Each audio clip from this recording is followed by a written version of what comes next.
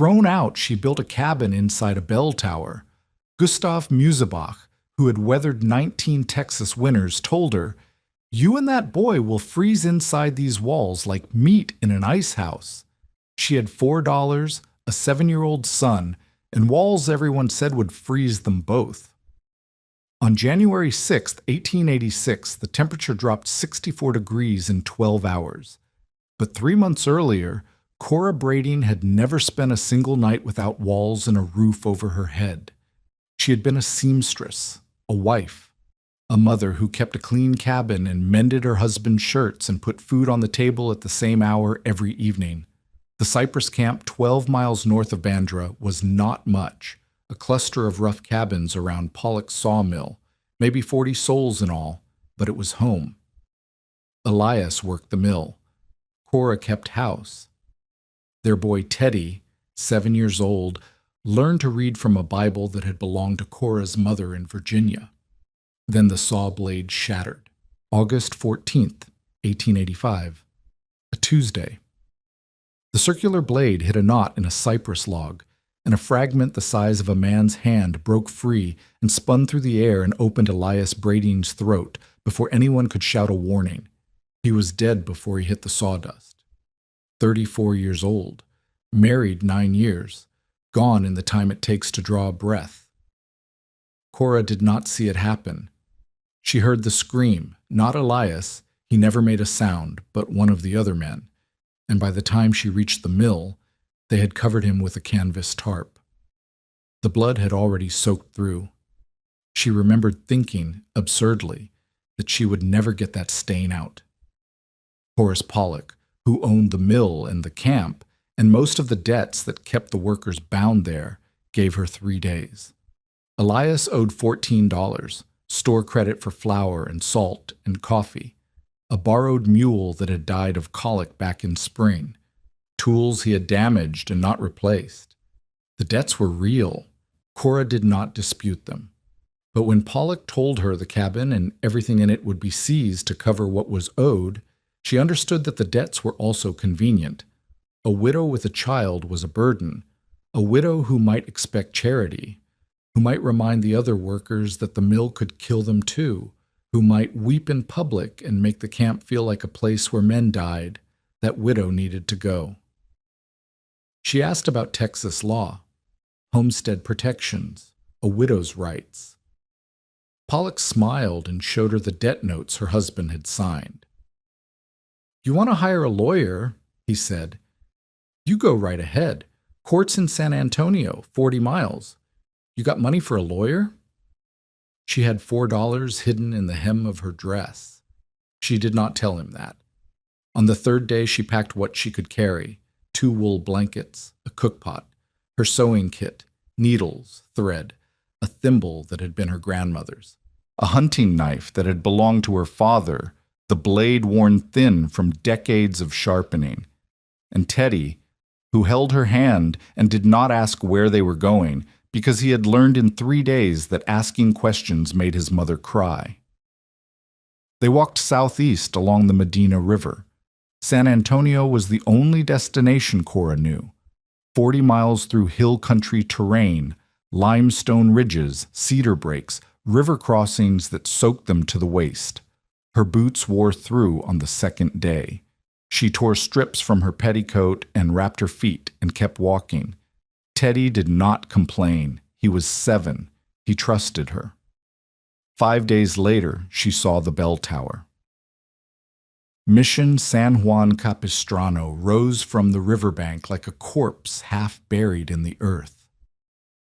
The church had collapsed sometime in the past year, roof gone, walls crumbling, the bell tower fallen sideways into the nave like a drunk who had finally lost his balance.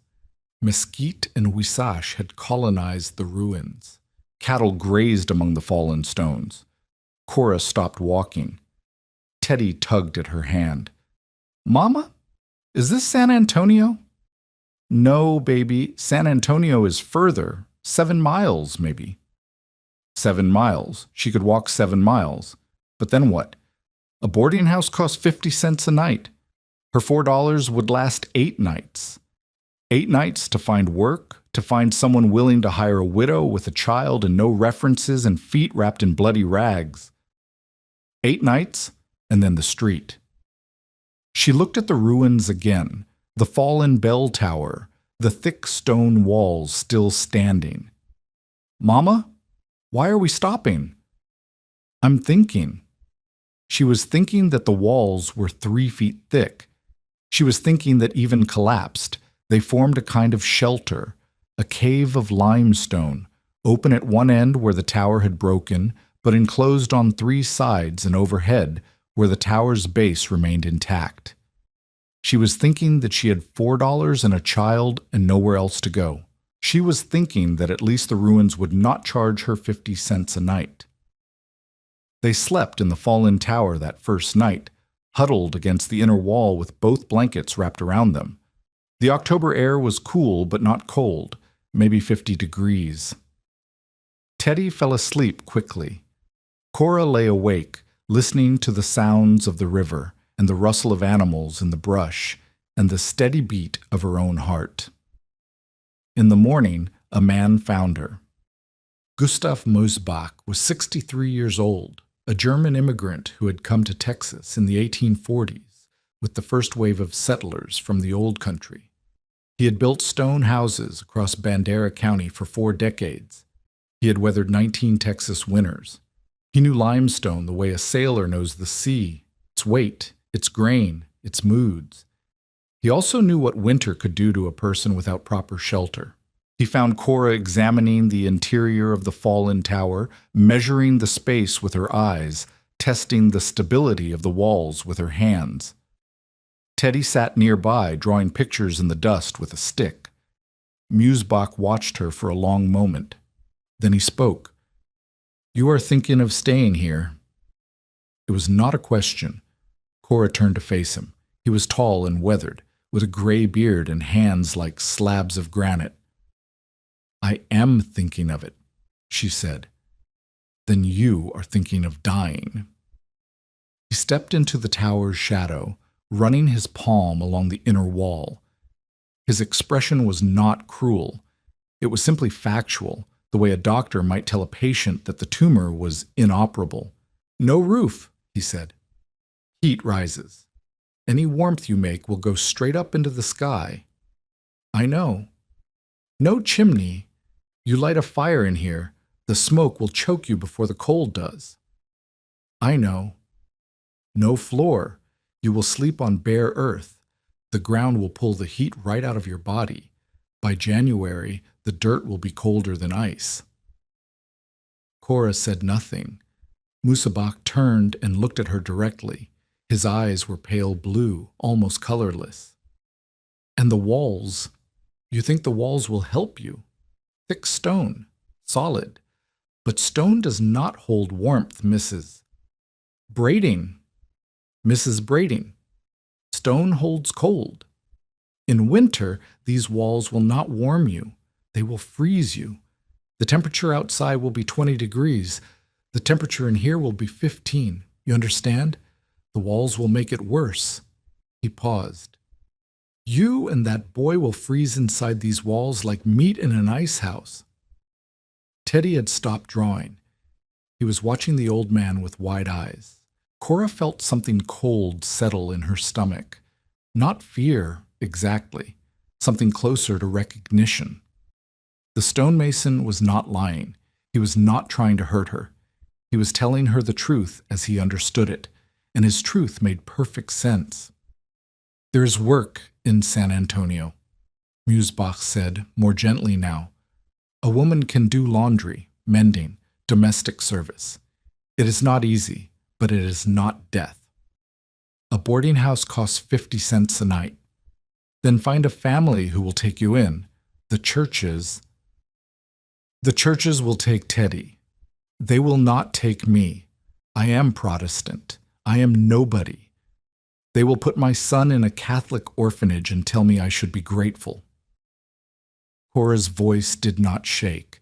She had already thought through every option. "I have $4. That is 8 nights in a boarding house, or 16 days of food, Or nothing at all if I try to fight for my son in a court I cannot reach with a lawyer I cannot afford. She looked at the stone walls rising around her. This place costs nothing. If I can make it work, I keep my son. If I cannot. She did not finish the sentence. Musebach studied her for a long moment. Then he shook his head slowly. You cannot make it work. The cold will kill you. I am sorry. He walked away without looking back. 3 days later, Cora woke in the middle of the night and could not get back to sleep. The October temperatures had dropped into the 40s. A cold rain had fallen through the evening, and though the tower's partial walls blocked the wind, the air inside the space was wet and raw. Teddy shivered beneath both blankets. Cora pressed her body against his, trying to share warmth, but her own heat was leaching away into the damp air.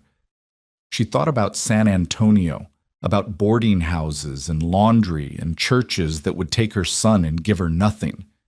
She thought about Margaret Pollock, who had watched her walk out of the Cypress camp with something like satisfaction in her eyes. She thought about Elias, who had worked himself half to death trying to pay off debts that would never shrink no matter how much he paid. She thought about the stonemason's words. The walls will make it worse. Around 2 a.m, unable to sleep, she left Teddy wrapped in the blankets and walked to the far end of the fallen tower. The rain had stopped. The clouds were breaking apart, revealing stars and a half moon that turned the limestone walls to silver. She pressed her palm against the inner surface of the wall. The stone was warm. Cora froze. She pressed harder, thinking she must be mistaken, but the warmth was real, faint, subtle, but unmistakably present. The air around her was perhaps 45 degrees. The wall felt like a living thing, like it was breathing out the heat of a fire that had been lit hours ago and was only now dying down. She remembered something her mother had said years ago in Virginia. They had been visiting a stone church, and Cora had complained about the cold outside, and her mother had smiled and said, "Stone houses are cool in summer and warm in winter. The stone remembers." The stone remembers. Cora stood in the darkness with her hand on the warm wall and thought about what Gustav Musebach had told her. Stone holds cold. In winter these walls will freeze you. But that was not what she was feeling. The wall was not cold. The wall was warm, warmer than the air, warmer than her own skin.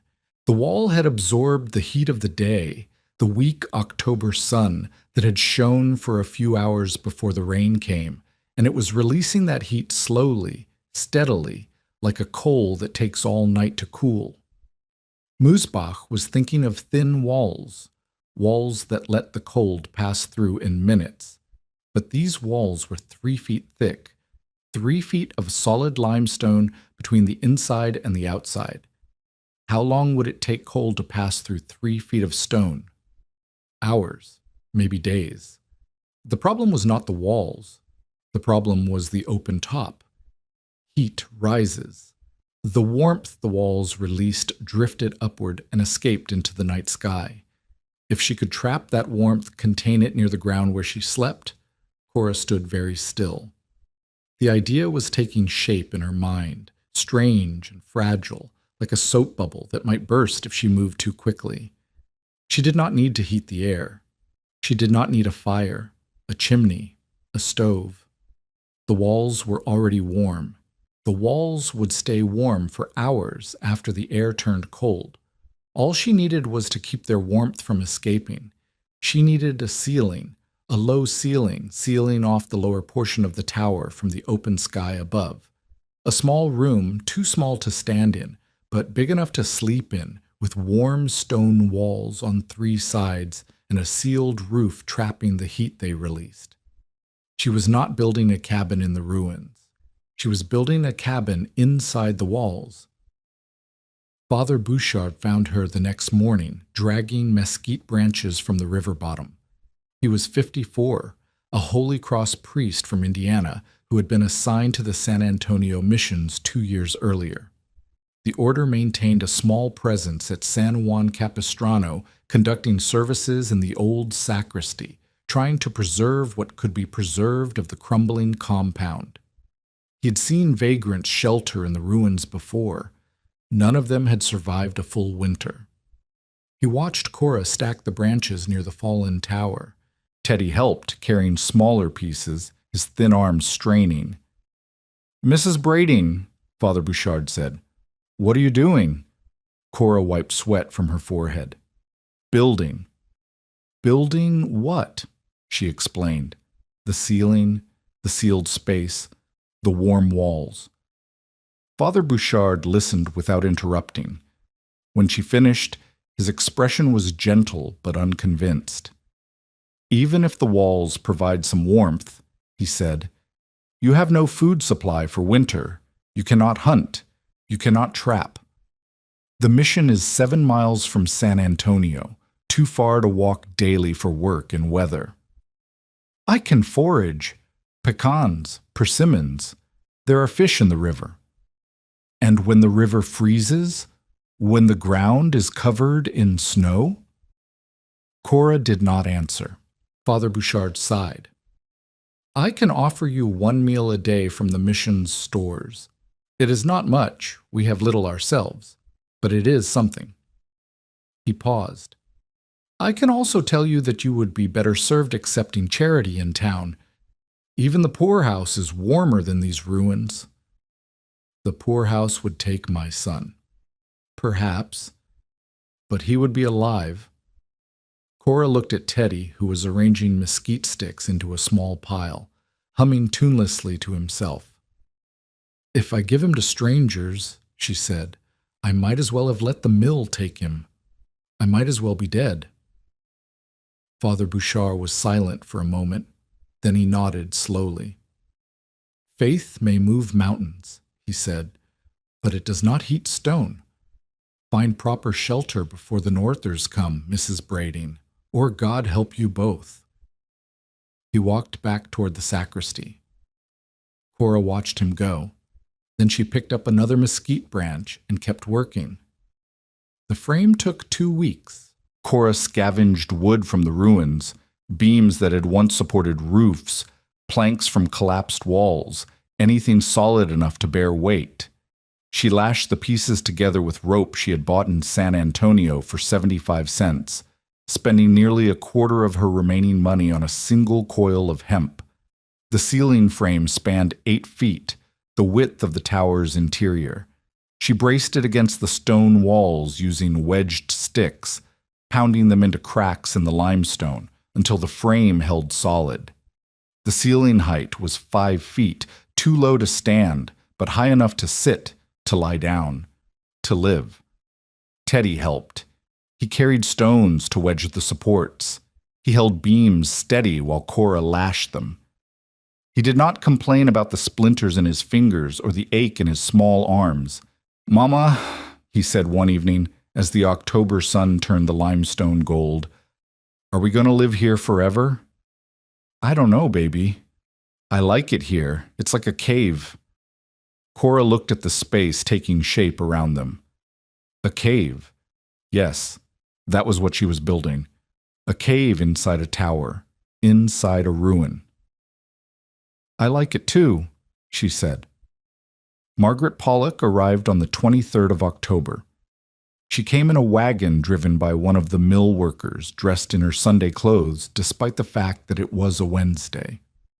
She found Cora hauling dry grass from the riverbank, Teddy trailing behind with an armload of brush. Margaret did not greet her. She simply stood by the wagon, arms crossed, and waited for Cora to approach. "I heard you were still alive," Margaret said. "I did not believe it."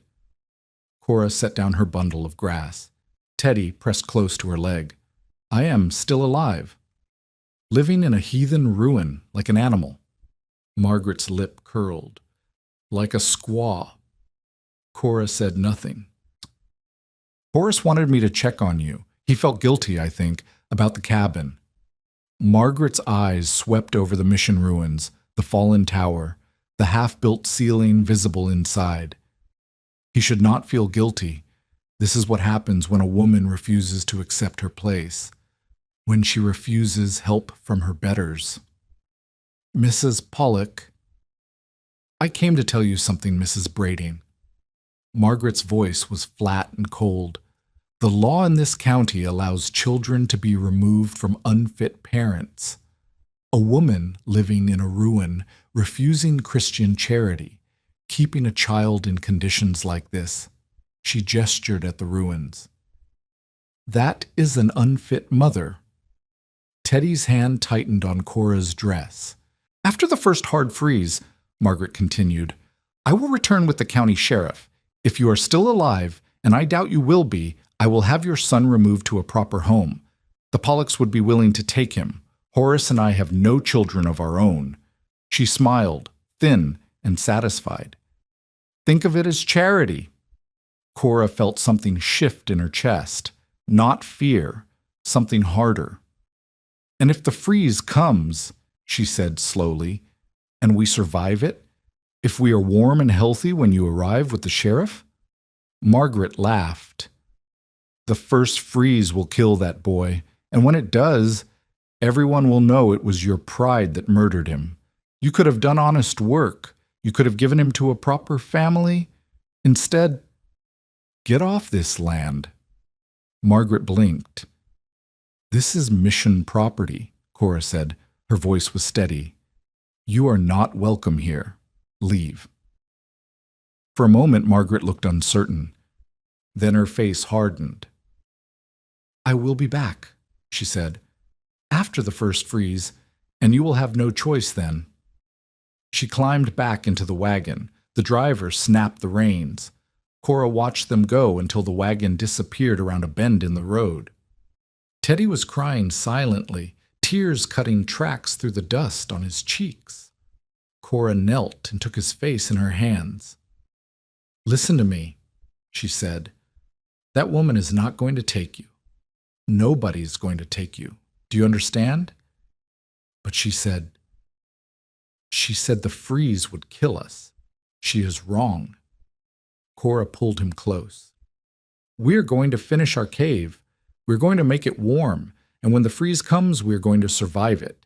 And then that woman is going to have to live with the fact that she was wrong about us forever. Teddy sniffled. Promise. Cora closed her eyes. The truth was, she did not know. The truth was, she was gambling everything on a principle she could feel but not prove, on a memory of warm stone in the dark, on the hope that 3 feet of limestone could do what the stonemason said was impossible. Promise, she said. November came. The frame was done. The ceiling was half-sealed, brush and grass, layered over the mesquite beams, gaps stuffed with mud and more grass. The entrance was taking shape, a frame of salvaged timber across the broken end of the tower, canvas hung over it, weighted with stones. Cora's hands cracked and bled from handling mesquite thorns. She lost weight, her dress hung loose, and she could count her ribs when she bathed in the river. Teddy developed a cough that would not go away, and she lay awake at night listening to him wheeze, wondering if she was killing him slowly instead of quickly. On November 4th, the first frost came. Cora woke in the half-finished shelter to find her breath making clouds in the air. The temperature had dropped to 28 degrees overnight. Outside, the grass was white with ice. The river steamed in the cold air. She pressed her hand against the wall. Warm, still warm. The October sun had been weak, but the walls had stored what little heat it gave, and now they were releasing it into the sealed space below the ceiling. The air inside the shelter was cold. Yes, maybe 40 degrees, but the wall at her back was alive with residual warmth. It was working. Teddy stirred beside her. Mama, it's cold. I know, baby, but feel the wall. He pressed his small hand against the limestone. His eyes widened. It's warm. The stone remembers, Cora said, just like Grandma told me. She did not have time to celebrate. The frost was a warning. Winter was coming. The shelter was not ready. She worked faster, 16 hours a day, sealing gaps, reinforcing the ceiling, lining the floor with flat stones from the ruins, then covering them with dry grass nearly a foot thick. Every night she tested the walls, feeling for warmth, mapping which sections held heat longest. The south wall, she discovered, stayed warmest. It faced the afternoon sun. On November 18th, a blue norther swept through. It was not a bad one. The temperature dropped to 19 degrees overnight, with wind that rattled the canvas over the entrance. But when Cora pressed her hand to the south wall at 3 in the morning, the stone was still in the 40s. The air inside the shelter held at perhaps 35 degrees, cold enough to see her breath but not cold enough to kill. The shelter was holding, against a real norther, against the kind of cold that killed cattle in the fields. But the canvas ceiling was not enough. On November 20th, it rained, not a gentle rain. A cold, driving rain that lasted 2 days and soaked everything. The brush ceiling, the grass insulation, the blankets, the bedding. Water dripped through gaps Cora had missed. The floor turned to mud. Teddy shivered so hard his teeth chattered, and Cora wrapped him in the one dry blanket she had managed to keep protected and held him against her body and prayed to a God she was not sure she believed in anymore. When the rain stopped, she rebuilt. 2 days of work with numb fingers, resealing every gap, replacing the wet grass with dry, repositioning the canvas. Her cough returned. She had caught cold from the soaking, and she worked through it, ignoring the ache in her chest, the weakness in her limbs. She needed something waterproof. The canvas helped, but canvas soaked through. She needed hides, leather, something that would shed water completely. She had no money left. Her $4 had gone to rope, to canvas, to a handful of nails she had bought from a San Antonio blacksmith. She could not buy hides. Ezekiel Dunn appeared on November 24th. He was 57, a free black man who worked as a handyman in San Antonio, hauling salvage between the river and town with a mule cart. He had been born a slave in Louisiana, earned his freedom before the war, and stayed in Texas because it was the only place he knew. He spoke to almost no one. He trusted almost no one. He had been watching Cora work for weeks. He stopped his cart near the mission and studied the fallen tower for a long moment. Then he climbed down and walked toward her. "You are building a room," he said. It was not a question. "Yes." "In the tower?" "Yes." He nodded slowly. His eyes moved over the sealed ceiling, the canvas entrance, the stones she had laid for the floor. "Smart," he said. "Maybe." Cora waited. "I have 2 goat hides," Dunn said. "Cured. Imperfect. One has a tear. One is poorly scraped. I cannot sell them." He paused. "I will trade them for labor. You mend 3 shirts. I give you the hides." Cora stared at him. The hides were exactly what she needed. Layered over the canvas, they would shed water and add insulation. They were worth far more than 3 mended shirts. "Why?" she asked. Dunn shrugged. "You are building something. Most people just wait to die." He looked at her directly. "You know about the Blue Whistlers?" She had heard the term, an old frontier name for the worst kind of norther. "Blue norther," Dunn said, "comes through fast. Temperature drops 40-50 degrees in an hour. Wind like a knife. The ones in November, they are warnings. The real ones come in January." He looked at her shelter again. His expression was unreadable. 3-foot walls. Might be enough. Spanish knew what they were doing. He climbed back onto his cart. "Bring the shirts to my place in town when you are ready. Anyone can tell you where I live." He drove away without looking back. December arrived. The goat hides were in place. The shelter was sealed. Night after night, the walls released their stored warmth into the small enclosed space. And night after night, Cora and Teddy survived temperatures that would have killed them in the open. December 15th. Exterior temperature dropped to 22 degrees. Interior held at 39. December 22nd. Exterior dropped to 18. Interior held at 36. The walls buffered a difference of nearly 20 degrees. The Spanish stonemasons who had built this mission 120 years ago had understood something that Gustav Musbach had forgotten, that thick walls do not transmit cold. They resist it. They hold warmth the way a cast iron stove holds heat long after the fire has died. But December cold was not January cold. Father Bouchard visited on Christmas Day. He brought a small gift, a loaf of bread from the mission stores, and he sat inside the shelter and marveled at the warmth. "It is remarkable," he said. "I would not have believed it." "Then you believe it now?" "I believe you have survived December." He paused. "The old-timers speak of northers that freeze cattle standing in the fields. I have not seen one myself, but I have buried those who did not survive them." Gustav Musebach passed the mission the same day. He did not enter the shelter, but he studied it from outside, his pale eyes moving over the sealed entrance, the goat hides visible beneath the canvas ceiling. "The stone holds warmth," he admitted. "In December, in January, when the cold lasts for days, the stone will empty. It will radiate cold instead of heat." He looked at Cora. "You are betting your life on a wall that has never been tested." "It is the only wall I have." Musbach shook his head slowly and walked away. January came. The 4th and 5th were strangely warm. Temperatures in the 60s, sunlight pouring down, the kind of weather that made the coming winter feel like a rumor. Cora used the warmth to make final repairs, to gather extra grass for bedding, to stockpile every scrap of deadfall she could find within walking distance. Teddy laughed for the first time in weeks.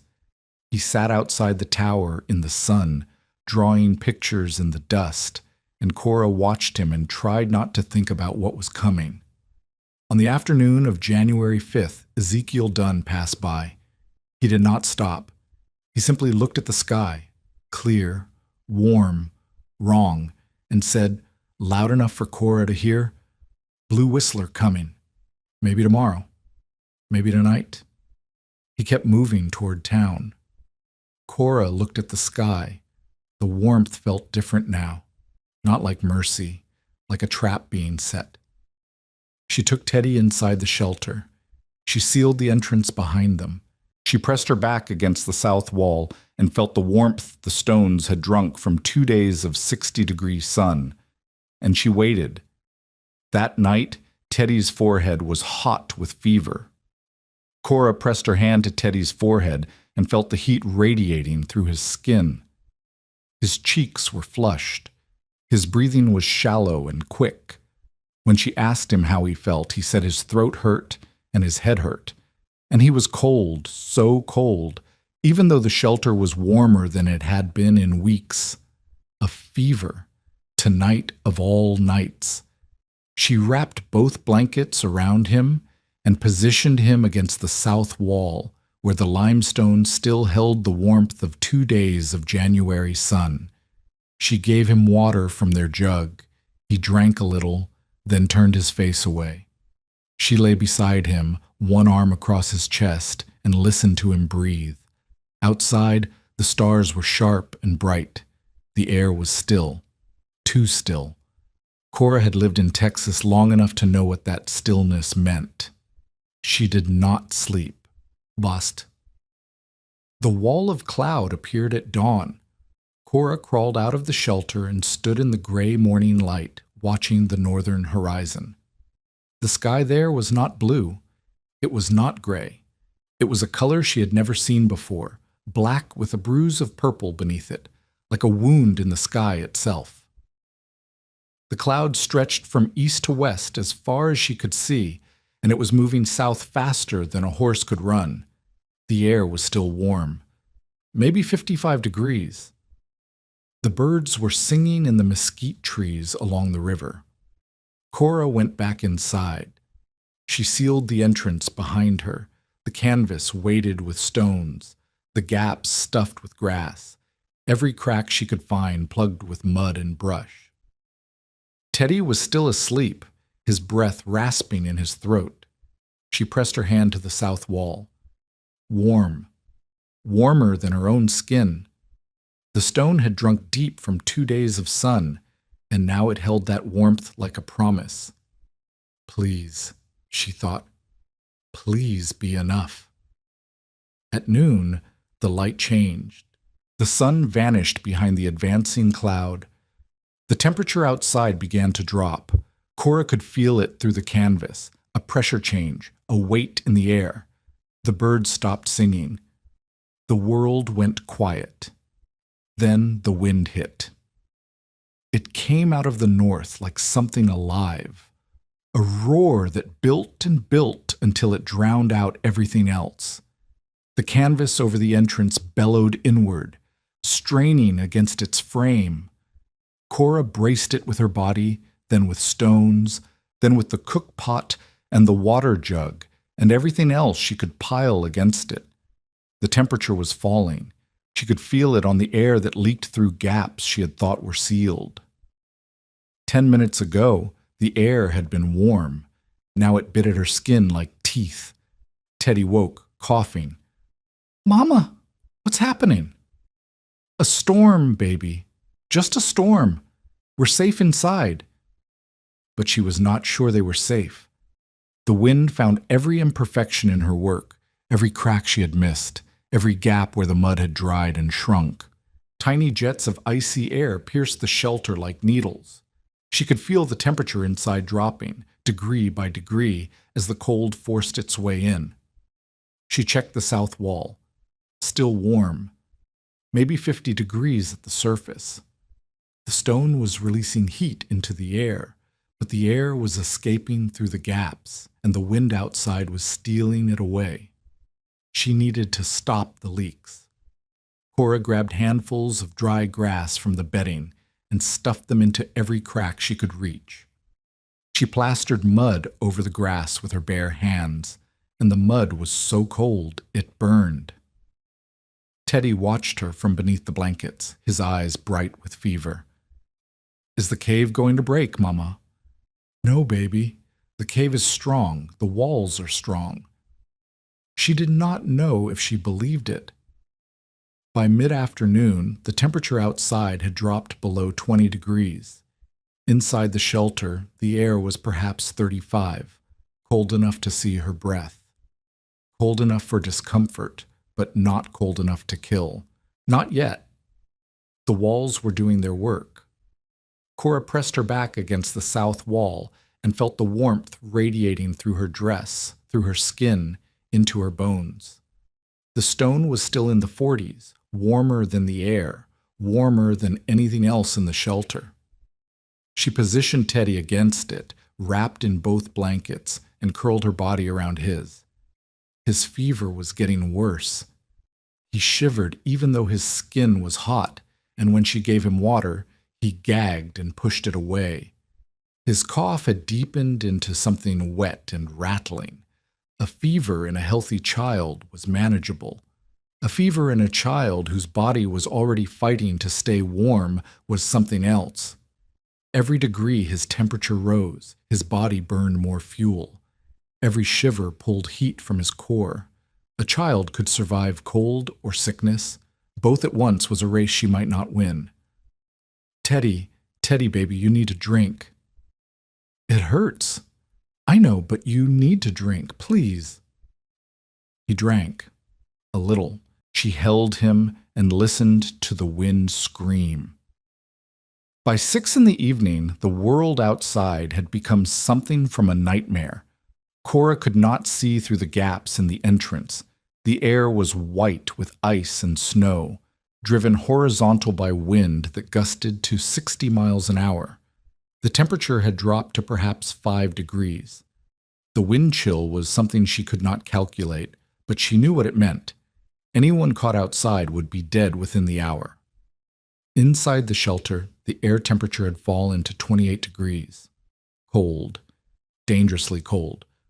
But the walls were still warm. She pressed her palm flat against the south wall and felt the heat flowing into her skin. 42 degrees, maybe. 45. The stone was releasing the warmth it had stored from the sun, hour by hour, and the cold had not yet reached through 3 feet of limestone to steal it away. Teddy's teeth were chattering. Cora stripped off his sweat-soaked shirt, fever sweat, the worst kind, the kind that turned to ice, and wrapped him in her dry petticoat, then re-wrapped him in the blankets. She pressed her body against his back and pressed his chest against the warm wall and held him there, skin to stone, warmth flowing from the rock into his small body. "It's warm," Teddy whispered. "The wall is warm." "I know, baby. The stone remembers." "Remembers what?" "The sun. It remembers the sun." He was quiet for a moment. Then, "Will we remember the sun too? When it comes back?" Cora closed her eyes. "Yes, we'll remember." At 9 in the evening, a section of the canvas over the entrance tore free. The sound was like a gunshot, a crack of fabric ripping, and then the wind was inside the shelter, screaming through a gap the size of Cora's head. The temperature plunged. The air became a knife. Cora scrambled toward the entrance, leaving Teddy wrapped against the wall. She grabbed handfuls of grass, handfuls of mud, the edge of the torn canvas flapping against her face. The wind clawed at her skin. Her fingers went numb in seconds. She stuffed grass into the tier. She held it there with her body. The wind fought her, tried to rip the grass away, tried to force its way through. "Mama!" "Stay against the wall, Teddy. Don't move." She braced herself against the entrance frame and pressed the grass into the gap with all her weight. The cold was a physical force, pushing against her, trying to get inside. She could feel her body heat draining away, feel her muscles stiffening, feel the first stages of hypothermia setting in. She could not hold this position all night. She grabbed a flat stone from the floor and wedged it against the grass, pinning it in place. Then another stone. Then another. The wind howled through the remaining gaps, but the worst of it was blocked. Cora crawled back to Teddy. Her hands were blue. Her lips were cracked. She could not feel her feet. She pressed herself against the south wall, pressed Teddy between her body and the warm stone, and wrapped the blankets around them both. "Is it going to stop, Mama?" "Yes, baby. Storms always stop." "When?" "Soon. Go to sleep." He did not sleep. Neither did she. Midnight. The wind had not stopped. The temperature outside had dropped below 0. Cora did not know how far below, but the cold that leaked through the gaps was unlike anything she had ever felt. It did not just chill the skin, it reached inside, into the lungs, into the bones. Interior temperature, maybe 22 degrees. Cold enough for frostbite, cold enough for death if they were not careful. But the south wall was still radiating heat. 38 degrees, maybe. 40. The stone had been charging for 2 days under a 60-degree sun, and now it was discharging that stored warmth into the freezing air, hour after hour, and the cold had not yet penetrated 3 feet of limestone. Cora understood in that moment what the Spanish missionaries had known 120 years ago. Thick walls were not just strong, they were slow. Slow to heat in summer, slow to cool in winter. The cold outside was screaming, raging, trying to force its way through, but the stone would not let it pass. The stone remembered warmth. The stone held. Teddy was semi-conscious, murmuring in his fever. He called for his father. He asked for water. He said he was flying over the river, and the birds were singing even though it was night. Cora held him. She pressed him against the wall. She shared what little body heat she had left. The wind screamed. The hours passed. At some point in the long darkness, Cora began to hallucinate. She saw Elias standing in the shelter, whole and healthy, smiling at her with blood on his collar. She saw her mother in Virginia, saying, "The stone remembers, the stone remembers." She saw Margaret Pollock outside the entrance, laughing, saying, "I told you so, I told you so, I told you the freeze would kill him." She blinked, and the visions vanished. There was only the wall at her back, warm and solid. There was only Teddy's labored breathing. There was only the wind and the cold and the long wait for dawn. Light came slowly. Cora did not realize at first that the sky was brightening. The air inside the shelter was gray, dim, and the cold had crept so deep into her bones that she had stopped feeling it. But at some point she noticed that she could see Teddy's face without straining, could see his pale cheeks, his cracked lips, his eyes moving beneath closed lids. She pressed her hand to his forehead. Cool, not cold. He was still warm, still alive, but the fever heat was gone. His skin was clammy with sweat that had not yet frozen. "Teddy?" His eyes opened. "Mama? How do you feel?" He thought about it. "Thirsty." Cora looked at the water jug. It had frozen solid during the night, a block of ice in a clay container. She tucked it inside the blankets with Teddy pressing it against his body. "We have to wait for it to melt. Can you wait?" "Yes." He paused. "Mama? We didn't die?" Cora felt something break open in her chest. She pulled him close and held him and did not say anything for a long time. Outside, the wind was dying. The temperature was still brutal. Maybe 5 degrees, maybe 10, but the killing fury of the night had passed. Through the gaps in the entrance, Cora could see blue sky. The storm was over. They had survived. By noon on January 7th, the temperature had climbed to 15 degrees. The wind had dropped to a whisper. The sun shone on a world transformed, mesquite trees sheathed in ice, the river frozen at its edges, cattle visible in the distance standing motionless in the fields. Cora unsealed the entrance and stepped outside for the first time in 18 hours. The cold hit her like a physical blow, but after the night she had endured, 15 degrees felt almost mild. The mission ruins sparkled with frost. The limestone walls of the fallen tower were rimed with ice on their outer surfaces, but when Cora pressed her hand to the inner surface, to the wall that had kept them alive, it was still warm after a night that had dropped to 6 degrees below zero, still warm after 18 hours of Arctic wind. The cold had not yet reached the inner surface. The stone remembered. Teddy appeared in the entrance, wrapped in a blanket, squinting at the sun. "Is it over, Mama?" "Yes, baby, it's over." "Can we go outside?" "Not yet. It's too cold, but soon." He nodded and retreated into the shelter. Cora stood alone in the frozen morning, looking at the walls that had saved their lives. She thought about Gustav Musebach, who had told her the walls would freeze her. She thought about Father Bouchard, who had warned that faith does not heat stone.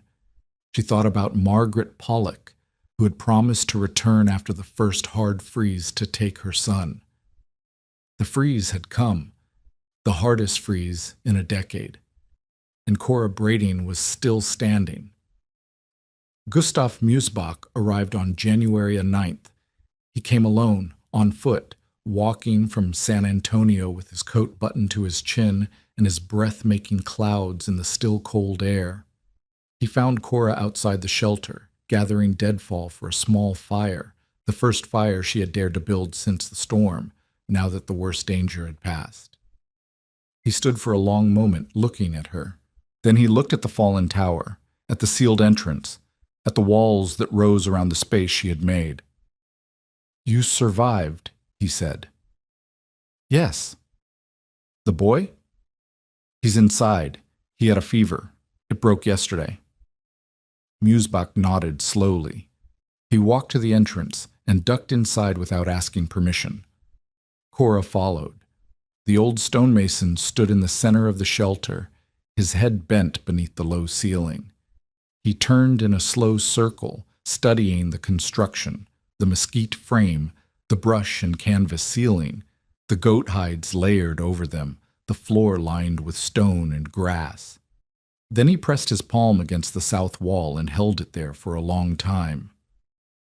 "I said the walls would freeze you," he said finally. "I was wrong." Cora said nothing. "I was thinking of thin walls, walls that transmit cold. I built such walls for 40 years, good walls, strong walls, but thin, 8 inches, 10 inches. In a norther, the cold passes through in hours." He shook his head. "These walls are different, 3 feet of limestone. The cold cannot reach through in 1 night, not in 2 nights. He turned to face her. His pale eyes were bright, and Cora realized with surprise that he was not ashamed. He was fascinated. "The Spanish knew," he said. "They built walls like this for a reason. They were not fools. They understood that thick stone holds warmth the way a cast-iron stove holds heat." He looked around the shelter again. "And you understood it too, without books, without training. You felt the wall on a cold night and you knew." "My mother told me the stone remembers." "Yes, the stone remembers." Musbach smiled, a rare expression on his weathered face. "I would like to bring in other stonemasons to see what you have built. Men who build houses in this country. They should know what thick walls can do." "You may bring anyone you like." He nodded and ducked back outside. At the entrance, he paused. "Mrs. Brading, I told you that you and your boy would freeze inside these walls like meat in an ice house. I've been building with stone for 40 years, and I've never been more wrong about anything in my life." He walked away through the frozen morning. Father Bouchard came the next day and the day after that. He brought food, bread, dried beef, beans from the mission stores, and he sat inside the shelter and marveled at its warmth. "I told you faith does not heat stone," he said. "I think perhaps I was wrong. Perhaps faith is what told you to trust the stone when no one else would." He offered Cora a formal position, caretaker of the mission grounds. A small stipend, not much, but enough to live on. She could stay in the shelter legally as an employee of the church. "The Holy Cross Fathers have watched over these ruins for years," he said, "but we are old men, and there are few of us. Someone should live here, someone who understands what these walls can do." Cora accepted. Within a week, 3 families from San Antonio had visited the shelter. They came with questions. How thick must the walls be? How do you seal the ceiling? Which wall stays warmest? Cora explained what she had learned, and they listened, and some of them took notes. A journalist from the San Antonio Express came on January 14th. He wrote a brief article about the Widow's Tower, a woman who had survived the worst blue norther in a decade inside a ruin that everyone said would kill her.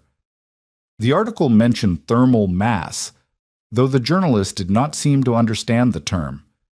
What he understood was the story: a mother who refused to give up, a shelter built from nothing, a storm that killed cattle and froze rivers, and a woman still standing when the sun rose. 2 ranchers came on January 16th. They asked if the principle could be applied to livestock shelters, thick stone walls to protect valuable animals from northers. Cora told them what she knew. The ranchers began planning a shelter before they left the mission. Word reached Cora about Margaret Pollock through Ezekiel Dunn, who heard gossip in town. Margaret was telling everyone that Cora had been lucky, that any fool could have survived by accident, that the boy was probably sickly now and would die by spring anyway. But Margaret did not return with the sheriff. The threat of removing Teddy had evaporated. A woman who had survived the worst Blue Norther in a decade in a shelter she built with her own hands while caring for a sick child, that woman was not unfit. The county would laugh the case out of court. Dunn reported this news with a small smile. "She said the first freeze would kill your boy," he said. "The freeze came. The boy's alive. There's nothing more to say." Cora thanked him for the news. He shrugged and climbed back onto his cart. "You built something," he said. "Most people just wait to die. You built something instead." He drove away, and Cora watched him go, and for the first time in months, she felt something that might have been peace. Bien. By the winter of 1887, at least 15 families across the Texas Hill Country had built what some called storm chambers, sealed spaces within thick stone walls, designed to ride out Blue Northers without fire. Gustav Musbach promoted the design to every client who would listen, calling it the braiding method, despite Cora's protest that she deserved no special credit. She explained the principle freely to anyone who asked. Thick walls hold warmth. Seal the space to trap the warmth the walls release. Trust the stone. She asked for nothing in return. The knowledge was not hers to sell.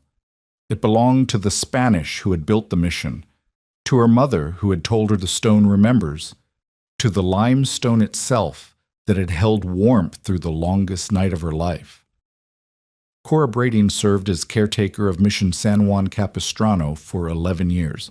She remarried in 1891, a widower named Thomas Herrera, a stonemason who had trained under Gustav Musebach and who had seen Cora's tower long before he ever saw her face. He built her a proper house on the mission grounds, with walls 2 feet thick and windows that faced south to catch the winter sun. Teddy Brading grew strong enough to enlist in the army during the Spanish-American War, strong enough to come home again. Cora died in 1912, at 68, in the stone house Thomas built for her. They said she went quietly, in her sleep, on a warm spring night when the walls held nothing but silence. On January 6, 1886, the temperature dropped 64 degrees in 12 hours. Gustav Musbach, who had weathered 19 Texas winters and built stone houses across Bandera County for 40 years, had looked at Cora Brading's roofless tower and spoken his verdict. "You and that boy will freeze inside these walls like meat in an ice house." The Blue Whistler came that night. It froze cattle standing in the fields. It drove families from wooden cabins into churches and courthouses. It killed 5 men in the Panhandle who could not reach shelter in time.